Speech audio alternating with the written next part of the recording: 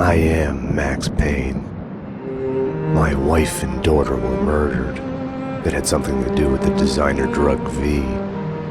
I transferred from the NYPD to the DEA, went undercover to find their killers. I got too close. I was framed for murder. With nothing to lose, I went after the Mafia during the worst winter storm in a century.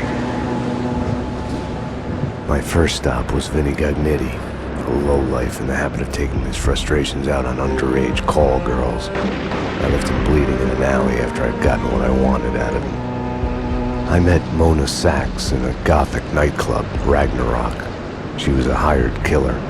We were after the same man, her sister's sadistic husband. I was drawn to her for all the wrong reasons. I made a deal with Vladimir Lem. The Russian was a smooth operator. He helped me get to the mob boss I was after, but I was in over my head. The government was involved. A mystery man called Alfred Woden told me the name of my real enemy, Nicole Horn. Woden and Horn were both members of a secret society, the Inner Circle. She was behind V, behind everything. While working for the DA, my wife had accidentally seen papers that incriminated Horn. Woden promised to take care of the charges against me if I took Horn out.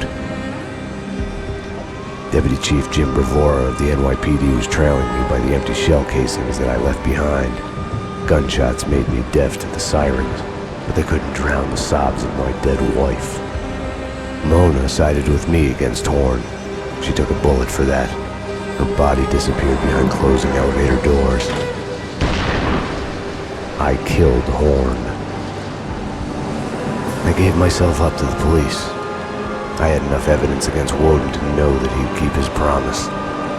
I lied to myself that it was over. I was still alive. My loved ones were still dead. It wasn't over.